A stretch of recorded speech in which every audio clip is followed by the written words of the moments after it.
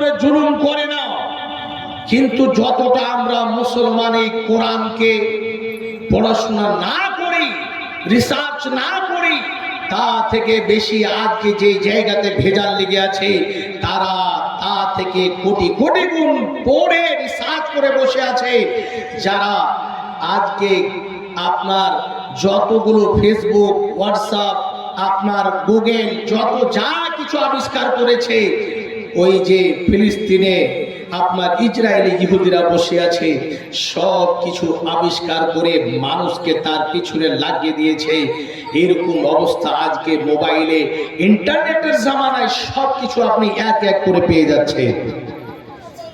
আমি বলছিলাম এই কোরআনে কি আছে একটু পড়ে দেখো, এই কোরআন কি বলছে।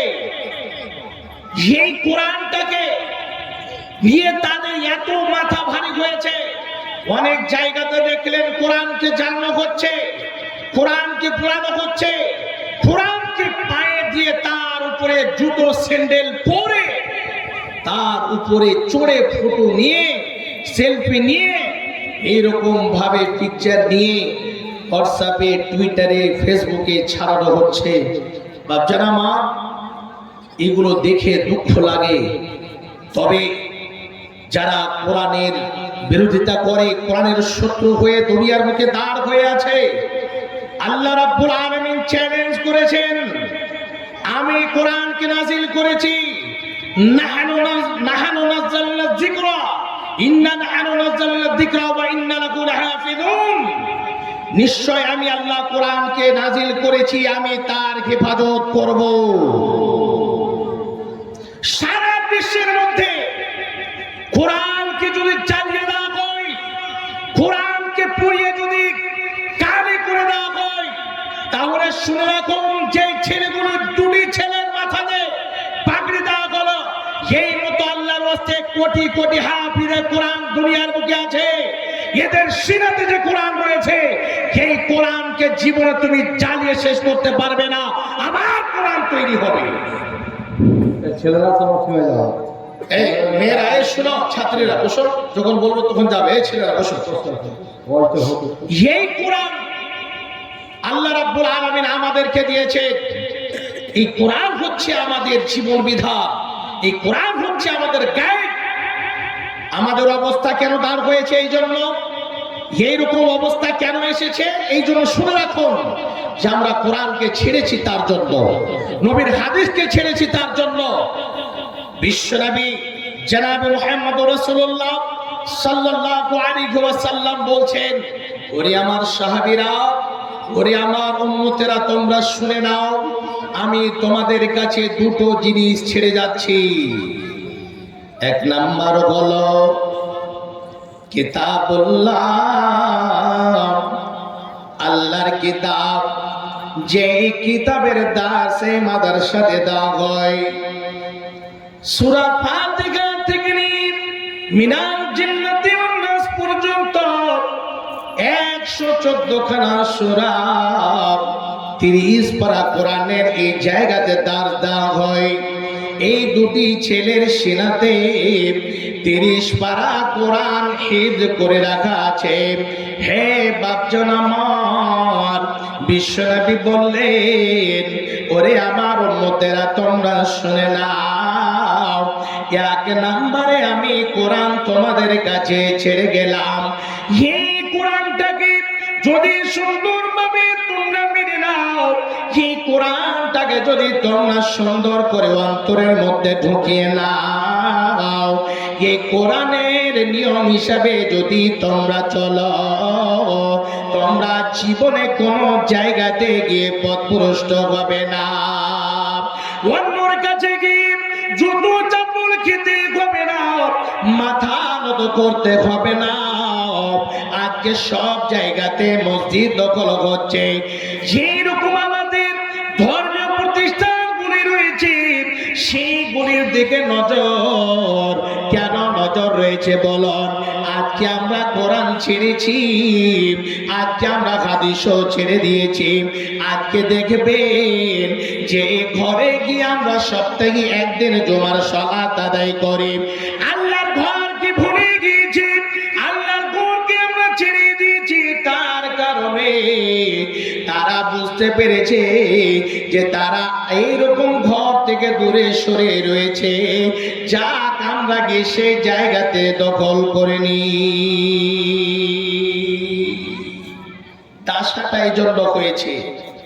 আজকে দেখবেন দুঃখ লাগে, আমাদের শেরশাবাদী বাদিয়া সোসাইটির মধ্যে একজন গায়ের কম এবং একজন এই যে মুসলমানের মধ্যে কোনো পার্থক্য দেখতে পাওয়া যাচ্ছে না। দেখতে পাবেন, দুঃখ লাগে, একটা গ্রামের মধ্যে অনেক জিম্মাদার রয়েছে, মন্ডল সরকার খতিব মওলানা রয়েছেন। সেই গ্রামে বেশিরভাগ দেখবেন মদ এখন বেশিরভাগ একেবারে আবিষ্কার হয়েছে। স্মেক নামক জিনিসটা এমন একটা জিনিস, এমন না ছাত্রপুর মধ্যে এমন খাতারনাক জিনিস রয়েছে। এই জিনিসটা শুনেছি আমি, যদি একবার কেউ খেয়ে নাই তাহলে দ্বিতীয়বার যদি না খায়, খেতে যদি না পায়, তাহলে নিজের হাত এবং নিজের শরীরের মাংসগুলি নিজের দাঁত দিয়ে চিবিয়ে চিবিয়ে খেয়ে যাবে। এমন জঘন্য জিনিস। ভাবছেন আমার, আজকে আমাদের দেশে এমন হয়েছে, ভালো জায়গাতে আমরা সময় দিতে পারছি না, কোরআনের দার্সে আমরা সময় দিতে পারছি না, হাদিসের দার্সে আমরা সময় দিতে পারছি না। হে মা, কোরআন দিয়ে যদি জীবনকে যদি না গড়েন, নিজের বাড়িটাকে যদি আলো না করতে পারেন, হে বাপজান আমার, কোরআন হাদিস দিয়ে যদি নিজের বাড়িটাকে সুন্দরভাবে পরিচালনা না করতে পারেন, এমন একটা সময় আসবে, এমন একটা দিন আসবে, সেই দিন সমস্ত ছেলের হাতে মদের বোতল হবে, সমস্ত ছেলেগুলোর হাতে আপনার সমস্ত নেশাদ্রব্য জিনিস হবে, আর বাড়িটাকে আপনি কন্ট্রোল করতে পারবেন না। কি দিয়ে করতে হবে? আল্লাহ রাব্বুল আলামিন বললেন, খাস করে বান্দারে, আমি তোমাদের কাছে এমন একটি কিতাব দিয়েছি, এই কিতাবখানাকে সুন্দরভাবে অন্তরে নিয়ে নাও। এবং বিশ্বনবী বলে গেলেন, এক নম্বর কিতাবুল্লাহ, এই কিতাবকে যদি তোমরা মজবুত করে ধরে নাও, তোমরা পথভ্রষ্ট হবে না, তোমাদের ঈমান একেবারে বরবাদ হয়ে যাবে না। দ্বিতীয় নাম্বার হলো হাদিস। বিশ্বনবী বললেন, এই কোরআন এবং হাদিস কি দুটো জিনিসকে যদি অন্তরে রেখে চলো, হে বাপজন আমার, এই দুটো জিনিস আমাদের যদি সিনায় থাকে, আমাদের যদি অন্তরে থাকে, আমাদের জন্য খারাপ কাজ কখনো সম্ভব হবে না। আমাদের দ্বারা গীবত হবে না, আমাদের দ্বারা চুরি ডাকাতি হবে না, রাখাজানি হবে না, চিন্তাই হবে না, আমাদের দ্বারা জেনা হবে না, আমাদের দ্বারা কখনো খারাপ কাজ, এইরকম অবৈধ কাজ সম্ভব নয়। শুধু একটাই কথা হবে, আল্লাহ আমাকে দুনিয়ার বুকে পাঠিয়েছেন, আবার একটা সময়ের মধ্যে আমাকে দুনিয়া ছেড়ে নিয়ে যাবেন, আমাকে যেতে হবে। সেই বাচ্চারা আমার, এই কোরআনের দাস, এই মাদ্রাসাতে যে শিক্ষা দেওয়া হয়, এদের সম্মান কি রয়েছে দেখুন। এই যে কোরআন আমরা পেয়েছি, এই কোরআনের শিক্ষা যারা নেবে, যারা কলেজে ইউনিভার্সিটিতে পড়াশোনা করছে তাদের জন্য নয়, যারা কোরআনের শিক্ষা নিচ্ছে তাদের জন্য। বিশ্বনবী বলছেন, হে মায়েরা, আপনারা নিজের মেয়েগুলোকে বানাত মাদ্রাসাতে দেবেন, এইরকম মাদ্রাসাতে দেবেন, আপনার ছেলেদেরকে মাদ্রাসাতে দেবেন। যারা কোরআনের শিক্ষা নেওয়ার জন্য বাড়ি থেকে বের হয়ে মাদ্রাসা আসবে, মাদ্রাসা থেকে বাড়ি যাবে, তাদের সম্মানের জন্য আল্লাহর ফেরেশতাগণ তাদের পায়ের নিচে নিজের ডানাগুলিকে বিছিয়ে দেন। এটা হচ্ছে কোরআনের সম্মান, কোরআনের পাখিদের সম্মান। হে মা জননী আমার, যারা এইরকম ভাবে কোরআন ছাড়া দুনিয়াবী শিক্ষা নিচ্ছে তাদের জন্য নয়, যারা কোরআনের শিক্ষা নিচ্ছে তাদের জন্য ওই আল্লাহর ফেরেশতাগণ নিজের ডানাগুলিকে তাদের পায়ের নিচে বিছিয়ে দেয়। আজরুলি বাচ্চারা আমার, আপনাদের একটা কথা বলি, মক্কাতে যতদিন নবীজি ছিলেন, এই যে 5 ওয়াক্তের সালাত থেকে নিয়ে ইসলামের যেটি 5টি বিধান রয়েছে, এই 5টি বিধান আপনি যে বলবেন আরে শিক্ষাটা এই 5টির মধ্যে কিন্তু না, এটা একটা আলাদা। কিন্তু মক্কাতে যতদিন নবীজি ছিলেন কি হয়েছে, আগে তাওহীদকে মজবুত করেছে, নামাজ রোজা এগুলো ফরজ হয়নি, তাওহীদকে মজবুত করেছেন। তাওহীদ কি? আল্লাহ রাব্বুল আলামিন এক অদ্বিতীয়, আল্লাহ ছাড়া কোনো যেই রকম ইলাহ নেই দুনিয়ার বুকে। খাস করে এই তাওহীদের শিক্ষা একেবারে এই মক্কাতে আগে মজবুত করেছেন, তারপরে নামাজ রোজা যা কিছু বিধিবিধান আল্লাহ রাব্বুল ফরজ করেছেন সমস্ত মদিনার বুকে। সর্বপ্রথমে বিশ্বনবীকে কি বললেন? ইকরা, পড়ো। এই পড়াটা বাপজান শুনেছে, জানেন যে শিক্ষাটার গুরুত্ব কতটুকু রয়েছে? এই শিক্ষার গুরুত্ব বলতে গিয়ে আপনাদেরকে 2টা পয়েন্ট আমি বলবো ছোট করে। পয়েন্ট কি? যে আপনি যে শিক্ষা দেবেন, খাস করে এটা হচ্ছে সাদকায়ে জারিয়া। এমন একটা সময় আসবে বাপজান, আপনি যদি কোরআনের হাফিজ বানিয়ে যেতে পারে, একজন আলিম যদি বানিয়ে যেতে পারে, আপনি এমন জায়গাতে থাকবেন যে এই জায়গাতে আপনার আপন ছেলে হবে না, আপনার আপন ছেলেটা একটাও নেকি দেবে না। এমন জায়গাতে গিয়ে থাকতে হবে, সেই জায়গাতে আপনার সঙ্গী সাথী কেউ হবে না, কোন বিছানকে থাকবে না। বাপজান আমার, আমাদের সকলকে কবরের মধ্যে শুইতে হবে, আমাদের হিসাব নিকাশ হবে। বিশ্বনবী বলেছেন, যখন মানুষ মরে যায় সমস্ত তার আমলের দরজাগুলো বন্ধ হয়ে যায়, কিন্তু একটা এইরকম এক এক করে 3খানা আমলের কথা বলেছেন, যদি আমরা করে যেতে পারি, আমরা দুনিয়া ছেড়ে চলে যাব। আমার ছেলে এই দুনিয়ার বুকে আমাদের জন্য দোয়া করবেন। আউওয়ালাদিন সালিহিন ইয়াদউ লাহুম, একটি ছেলেকে যদি আপনি সুন্দর করে সুশিক্ষিত করতে পারেন, কোরআনের শিক্ষা যদি দিতে পারেন, আপনি যদি আলেম তৈরি করতে পারেন, এই নেকি খানা আপনি কবরে চলে যাবেন, কবরে আপনার নেকি পৌঁছতে থাকবে। দ্বিতীয় নম্বরে গলাপ, এই মাদ্রাসাতে ছেলেকে শিক্ষা দিলেন, এটা লাভ হলো, আপনার নেকি কবরে পৌঁছতে আছে। দ্বিতীয় নাম্বার হলো মা জননী এবং বাপজানেরা এই মাদ্রাসাতে এসে 10 টাকা 500 টাকা 1000 2000 5000 করে দেবেন, এটা হচ্ছে সাদকা।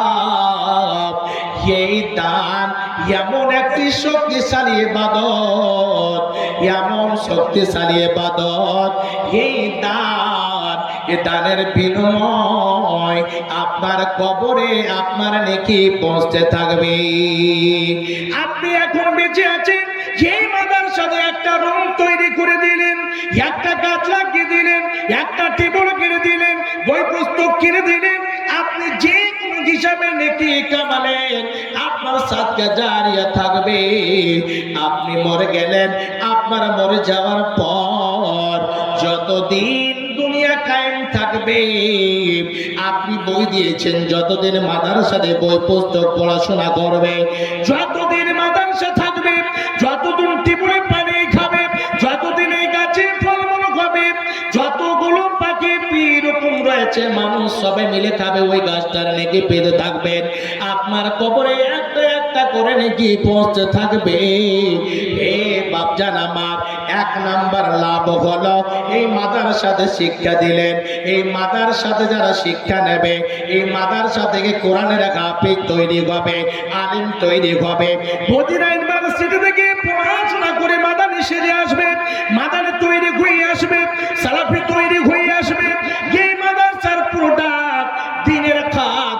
হবে আমার জন্য দোয়া করবেন। জায়গের বাড়তে খাওয়াচ্ছেন, জায়গের জন্য দোয়া করবেন। হে বাপজান আমার, এই শিক্ষার মধ্যে যতটা এরকম মিষ্টি জিনিস ঢোকানো আছে দুনিয়াবি অন্য কোন শিক্ষার মধ্যে না।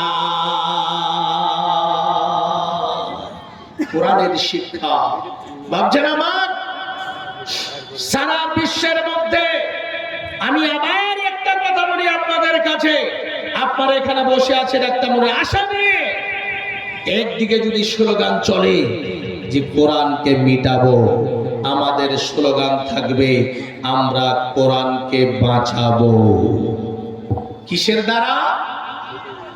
এইরকম কোন জিনিসের দ্বারা না, নিজের ঈমান দ্বারা।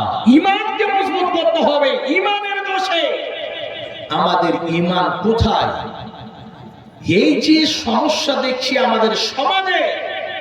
আর একটা কথা বলে, এই কয়েকদিন আগে একটা খবর আপনারা সোশ্যাল মিডিয়াতে দেখলেন, আলেম ওলামাদের সম্মান আমাদের এলাকাতে কোথায়? আপনি যান উত্তর, আপনি যান সাউথ কান্ট্রিতে, সাউথে যান, আপনি দিল্লি যান, পাঞ্জাব যান, আপনি ব্যাঙ্গালোরে যান, কর্ণাটক যান, আপনি কেরালাতে যান, আলেম ওলামাদের সম্মান কি রয়েছে, হাফিজদের সম্মান কি রয়েছে।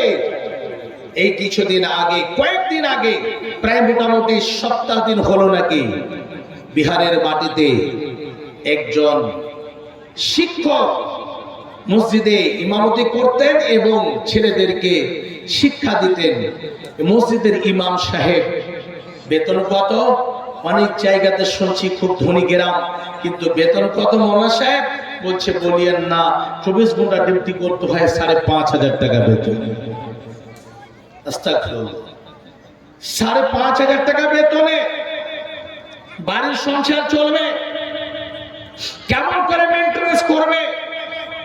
হঠাৎ করে জুমার আগে যে রুমটাতে শিক্ষকটা থাকতো, সেই রুমের মধ্যে ফ্যানের যে রডখানা ছিল, সেই রডে রশি দিয়ে একেবারে কত যে অন্তরের মধ্যে দুঃখ এসেছে, সেই আত্মহত্যা করেছে, খুদকুশি করেছে। দেখলাম পেপারে, মোবাইলে দেখলাম, ফেসবুকে দেখে একেবারে অন্তরে এত দুঃখ আসলো, এত দুঃখিত হলাম যে কি বলবো আমাদের সমাজে আলেমদের এই যে এইরকম সম্মান। আল্লাহু আকবার। ট্রেনের যেই মতো একটা ড্রাইভার পুরো গাড়িটাকে চালায়, ড্রাইভার যদি 2 মিনিটের জন্য শুয়ে যায়, ঘুমিয়ে যায়, তাহলে হাজার হাজার যাত্রী যতগুলো সফর করছে, ওই সমস্ত মানুষ একটাও বাঁচবে না, তারা মরে যাবে। আপনারা তো দেখলেন, আপনাদের খাস করে একটা ছেলে বরিয়ালি স্টেশনে, ওই যে বাচ্চা ছেলেটি দেখেন ব্রেন কততে দেখেছে, এইরকম ছিদ্র হয়ে গিয়েছে, এইরকম তলটা একেবারে খুব অনেক গভীর গর্ত হয়ে গিয়েছে। দেখছে যে ট্রেনটা আসতে গেলে একেবারে অ্যাক্সিডেন্ট হবে, সঙ্গে সঙ্গে অনেকটা দূর দৌড়াতে গিয়ে কেন দৌড়িয়েছে? তার ব্রেনটা কাজ করছে যে ট্রেনটাকে ড্রাইভার রুখতে পারবে না। লাল গেঞ্জিটাকে খুলে আবার এইরকম করে হিলাতে লেগেছে। ড্রাইভার বুঝতে পেরেছে যে আগা থেকে কিছু এরকম অঘটন ঘটতে পারে, তার জন্য এর লাল সিগন্যাল চলে এসেছে, সঙ্গে সঙ্গে রুখে দিল। আমি বলতে চাই, একদম ড্রাইভার যদি এইরকম অল্প সময়ের জন্য ঘুমিয়ে যায়, নিজের স্ট্রিমটা ছেড়ে দেয়, তাহলে একটাও মানুষ বাঁচবে না, সব মারা যাবে। এরকম হচ্ছে একজন আলেমে দ্বীন, আপনার ইমাম, আপনার ড্রাইভার, আপনাকে ছেড়ে দিয়ে যদি ঘুমিয়ে যায়, দ্বীনের কিছুই বাঁচবে না। কেন? আলেমে দ্বীনকে নবীজি ওয়ারিস বানিয়ে দিয়েছে, ইলমের ওয়ারিস। তারা শিক্ষা দেবে আমাদেরকে। ছোট বাল্য অবস্থাতে মা প্রথমে শিক্ষা দিয়েছে কোলে, আবার যখন মক্তবে যেতে শিখলাম, মক্তবে ওলামায়ে কেরাম শিক্ষা দিয়েছেন, আবার মাতার সাথে পড়াশোনা করেছি। আমি তো বলছি এখনো কিছুই জ্ঞান আসেনি। দুনিয়াটাই হচ্ছে শিক্ষা অর্জনের জায়গা, শিক্ষা নিতে হবে। আপনাদের মায়ের কোল থেকে কবর যাওয়া পর্যন্ত শিক্ষা নিয়ে কোনো এরকম ওর নেই যে আমি শিক্ষা পুরোটা নিয়ে নিয়েছি, এটা কথা না। বাপজান আমার, এই মাদ্রাসা যে দেখছেন, এই মাদ্রাসা হচ্ছে গরিব মাদ্রাসা। এই মাদ্রাসাতে আলিমগণ কত দুঃখ নিয়ে, কত কষ্ট করে আমাদের আপনাদের ছেলে মেয়েদেরকে শিক্ষা দিচ্ছে। এই মাদ্রাসাতে কোরআনের শিক্ষা, আল্লাহু আকবার, 30 পারা কোরআনের শিক্ষা, 114 খানা সূরার শিক্ষা একেবারে মুখস্থ। প্রথমে ছেলেটি যে তেলাওয়াত করছিলেন, তেলাওয়াতটা শুনে একেবারে এত খুশি হলাম, এত সুন্দর আওয়াজে মিষ্টি ভাষায় কোরআন তেলাওয়াত করছিলেন। আল্লাহু আকবার, মনে হয় যে কোরআনটা তেলাওয়াত করতে যাই, শুনে এত মজা লাগছে, সারা রাত কোরআন তেলাওয়াত করতে থাকি আর শুনতে থাকি। ভাবছেন আমার আপনাদের কাছে আপনারা কেউ যেন না, বক্তা আছে এর পরিবর্তে বক্তা মাওলানা বদরুদ্দোজা আপনাদের জন্য অপেক্ষা আছে, আপনারা যেন না। মা বন্ধুকে বলা হচ্ছে তোমরা যেও না, ভাইদের বলতে আপনারা যেন না। আপনারা এলাকায় মন্দির রেখেছি, ভালো মন্দির বদরুদ্দোজা, বসে যান, ইনশাআল্লাহ আসেন।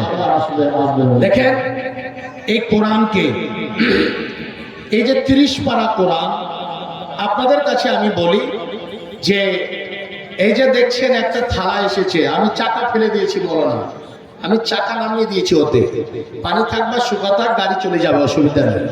তো এই থালি দেখছেন, থালাটা আলহামদুলিল্লাহ কাঁসার থালা, আর খুব পুরাতন। আল্লাহু আকবার, আগের যুগে বলছি, শুনলাম বা শুনেছি এই থালাটি খেত, এখন তো উঠে গিয়েছে, এখন ডিজিটাল জামানা, মোদি চাচা ডিজিটাল করে দিয়েছে, আর অনেক কিছু ডিজিটাল সামানও উঠেছে, আবিষ্কার হয়েছে। তো এই 30 পারা কোরআনের জন্য মা বোনদের পক্ষে হোক বা আমার বাপজানদের পক্ষে হোক, উভয়কে বলছি, 30 পারা কোরআনে খিয়াছেন আল্লাহর বান্দা, খিয়াছেন বেশি নয়, একটা করে পারা আপনাদের কাছে আমি ভাগ করে দিচ্ছি। হে বাপজান আমার, আপনাদের কাছে বলি, এই কোরআনকে আমাদেরকে বাঁচাতে হবে, ইসলামকে পৃথিবীর বুকে টিকিয়ে রাখতে হবে। এটার দায়িত্ব হচ্ছে আমাদের আপনাদের। আল্লাহ রাব্বুল আলামিন আমাদেরকে পাঠিয়েছে যে কোরআনের জন্য একটা পারাতে আপনাদের কাছে আমি বেশি চাইব না, 2 করে 1000 টাকা আপনাদের কাছে আমি চাইছি, এবং 10,000, 5,000, 20,000 যেই যেরকম মোটা অঙ্কের দান দেবেন, অবশ্যই আল্লাহর ওয়াস্তে আপনাদের জন্য প্রাণ খুলে আমি দোয়া করব। তবে 10 জন আশারে মুবাশশারা, 10 জন সাহাবীকে নবীজি জান্নাতের সুসংবাদ দিয়েছিলেন, এর জন্য 10 জন কে আছেন এখানে যারা মোটা অঙ্কের টাকা দেবেন, আপনাদের কাছে বেশি না।